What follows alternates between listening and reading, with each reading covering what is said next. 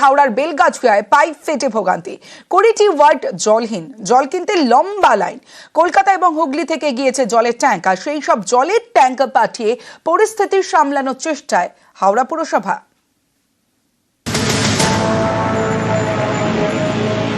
খাবার জল কিনতে হচ্ছে, তার জন্য লম্বা লাইন।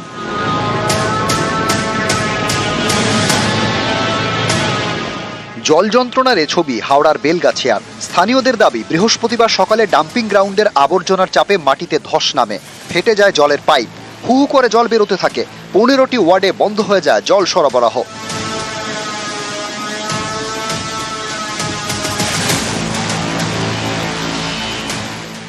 বৃহস্পতিবার রাতে পাইপ মেরামতের কাজ শুরু করে পুরসভা এবং কেএমডিএ। শুক্রবার ভোরে ফের ধস। দফায় দফায় ধসের জেরে বন্ধ হয়ে যায় জলের পাইপ মেরামতির কাজ, ফলে ভোগান্তি চরমে। 20টি ওয়ার্ড জলহীন। রাত্রে দেখি কাজ হয়েছে, বলছে মাটি নেমে নেমে পড়ে যাচ্ছে, পাইপ ঘুরে যাচ্ছে, রাখা যাচ্ছে না। এখন এক দুদিন জলের সমস্যা থাকবে। একে গরম, তার মধ্যে জলহীন, ফলে ভোগান্তি চরমে। জল কেনা ছাড়া উপায় নেই, সেখানেও লম্বা লাইন, ক্ষোভ তাই চরমে। পয়সা দিয়ে জল কিনে জলে খাবার জল খেতে হচ্ছে, জলের ক্রাইসিস হবে। আর না আছে চাপাকল তো কবেই বন্ধ হয়ে গেছে, কিছু কারণে কিনবো, জল কিনে খাবো রান্না করার জন্য। পাবলিক মরে যাবে তো গরমে, কিনে কি কত সম্ভব? কারোর পয়সা আছে, কারোর নেই। আবর্জনা স্তূপে ধসের জেরে এমন পরিস্থিতি হয়েছে যে আপাতত পাইপ মেরামতি সম্ভব নয়। আগে ধসের মোকাবিলা করতে হবে, তারপর জলের পাইপের মেরামতি। পরিস্থিতি তো খারাপের দিকেই আছে, খুব একটা ভালোর দিকে নেই। আর সময় লাগবে জল পাস হতে। তার সাথে সাথে দেখা যায় যেভাবে ধস নামছে, ফাটল ধরা দিচ্ছে, এটা আগামী দিনে খুব বাজে সিচুয়েশন পৌঁছাচ্ছে। অনেকেই কটাক্ষের সুরে বলেন, হাওড়াতেও পাহাড় আছে, বেলগাছিয়ায় আবর্জনার পাহাড়। অভিযোগ, এই আবর্জনার পাহাড়ের জেরে হাওড়া পুরো এলাকার নিকাশি ব্যবস্থা বেহাল। এবার এই ডাম্পিং গ্রাউন্ডে জেরেই জলের পাইপ ফেটে জল যন্ত্রণা। কলকাতা এবং হুগলি থেকে গিয়েছে জলের ট্যাঙ্ক। এইসব জলের ট্যাঙ্ক পাঠিয়ে পরিস্থিতি সামলানোর চেষ্টায় হাওড়া পুরসভা। এক বর্ষাকালে 6 মাস ডুবে থাকে, আর জল কালকে সকাল থেকে যে জল নেই, জনসাধারণের হুঁশ নেই। গাড়িতে একটু আগে এসছে, এখনো ওদিকে যায় না। না না, ওদিকে এখনো নেই। আমরা চাই সমাধান, আমার নয় সবাই। যে ধসের চাপ, এই যে কি বিশাল চাপ, সেটা আমরা নিজেরা ভুক্তভোগী দেখতে পাচ্ছি।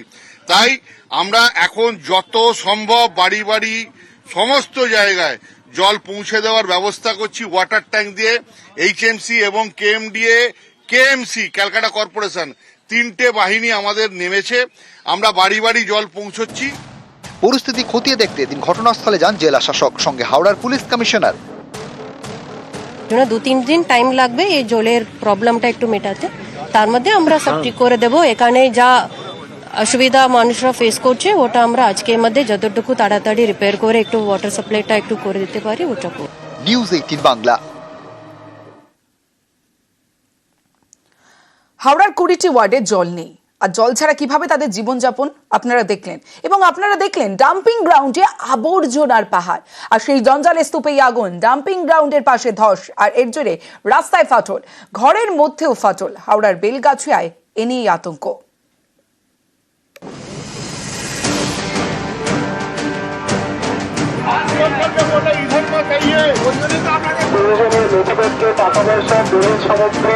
নিজেদের কাছে রাখুন।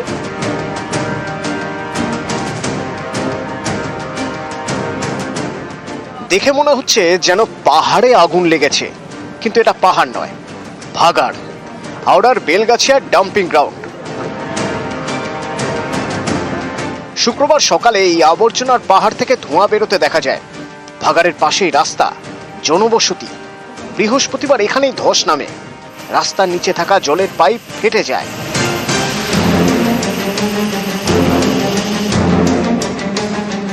শুক্রবার দুপুরে হুড়মুড়িয়ে ভেঙে পড়ে এখানকার পাম্পিং স্টেশন।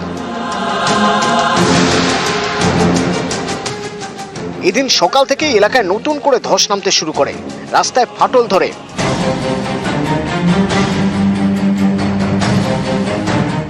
একাধিক দোকানে ফাটল দেখা যায়, অনেকের ঘরেও ফাটল। বিস্তীর্ণ এলাকায় ধস, তার উপরে আবার ফাটল। এ নিয়ে এলাকায় আতঙ্ক।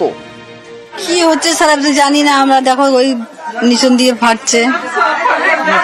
হ্যাঁ, ভয় তো অনেক লাগছে, বাচ্চাদেরকে নিয়ে আমরা কোথায় থাকবো, গরিব মানুষ কোথায় থাকবো আমরা। আজকে সকাল থেকে হঠাৎ দেখছি এইভাবে প্রত্যেকটা বাড়িতে প্রতিটা রাস্তায় এরকম খুলে যাচ্ছে, অটোমেটিক দিয়ে ফেটে যাচ্ছে দেয়াল গাছ। প্রচুর ভয় আছে, সারা রাত আমাকে ঘুমাতে পারিনি। এই এলাকার সমস্ত লোক ভয়তে আতঙ্কের মধ্যে রয়েছে।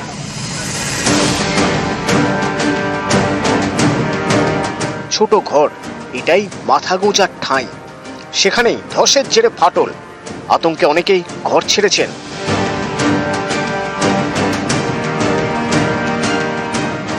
অনেক ভয় লাগছে স্যার, মানে থাকতে পারছি না আমরা, মানে কি গ্যাস দিয়ে মানে সেখানে দেখছি বাড়িটা পুরো হেলিয়ে যাচ্ছে, পুরো বাড়িটা ফেটে যাচ্ছে, রাস্তাটা উঠে যাচ্ছে। যাবার জন্য ভয় করছে যে কি করে যাব, না কখন কি ঘটনা কি ঘটতে পারে। এই যে ভাগাড়ের চাপ, জলের স্রোতে পুরো রাস্তা ফাটল ধরছে। সাধারণকে সতর্ক করতে আসরে নামেন হাওড়া উত্তরের তৃণমূল বিধায়ক।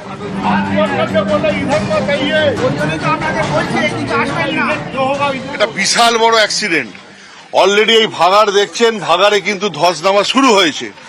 সমস্ত দোকান, সমস্ত এখানকার নাগরিক পাবলিককে আমরা সরে যেতে, হাত জোর করে সরে যেতে অনুরোধ করেছি। বাঁচলে পরে জীবনে সবকিছু পাওয়া যাবে। ভাগাড়ে আগুন, ভাগাড়ের পাশে ধস। শুক্রবার ঘটনাস্থলে যান হাওড়ার পুলিশ কমিশনার প্রবীণ কুমার ত্রিপাঠী এবং জেলা শাসক পি দীপা প্রিয়া। যা আমরা একটু ইঞ্জিনিয়ারের সাথে টেকনিক্যালি কি একটু হচ্ছে, আমরা তারপরে আলোচনা করে যা ব্যবস্থা নেব। If you have to shift, আমরা আশেপাশে একটু স্কুলগুলো দেখব, দরকার পড়ে আমরা ওনাদেরকে ওখানে একটু শিফট করে এখানে যা কাজ করার ওটা আমরা তারপর শীঘ্রই করে দেব। এলাকায় মাইকিং করে বিপর্যয় মোকাবিলা দপ্তর পরামর্শ দেয় প্রয়োজনীয় নথি, টাকা পয়সা নিয়ে নিরাপদ স্থানে যাওয়ার। বাড়িতে নিজেদের প্রয়োজনীয় নথিপত্র, টাকা পয়সা, দলিল সামগ্রী নিজেদের কাছে রাখুন। যে বাড়িতে যে বাচ্চা আছে এবং বয়স্ক মানুষ আছে তাদেরকে নিরাপদ স্থানে রাখুন। অযথা আতঙ্কিত হবেন না। নিউজ 18 বাংলা। হাওড়া জেলা প্রশাসন আপনাদের পাশে আছে।